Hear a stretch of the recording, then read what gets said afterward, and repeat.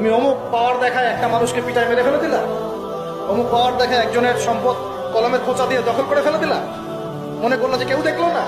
খালি নিঃশ্বাসটা বন্ধ হোক, কবরে যাও, আল্লাহ দেখাবে তোমাকে। খালি কবরে যাও, মুনকার আর নেকির যখন আসবে, চোখগুলো হবে নীল রঙের চোখ, ভয়ঙ্কর। কেমন চোখ ভাই? নীল রঙের ভয়ঙ্কর চোখ। আমি বলি একটা হাদিস, কোন একজন নবী আল্লাহকে বলেছিলেন যে আল্লাহ, আমি মারা যাওয়া কোনো মানুষকে দেখতে চাই, সে কেমন আছে। এটা শুনেন ভালো করে হাদিস। মারা যাওয়া কোনো মানুষকে আমি দেখতে চাই, সে কেমন আছে। আল্লাহ পাক সেই নবীর আরজি কবুল করলেন, বললেন আচ্ছা ঠিক আছে, দেখাচ্ছি। কবরের সামনে গিয়ে দাঁড়ালেন। 1000 বা 2000 বছর আগের কোন ব্যক্তি যে মারা গেছে, তাকে কবর থেকে চিন্তা করা। নবী দেখছেন এবং সে ভয় থরথর করে কাঁপছে, এখনো ভয় থরথর করে কাঁপছে। নবীজি আমাদের নবী নন, অন্য কোন নবী তিনি।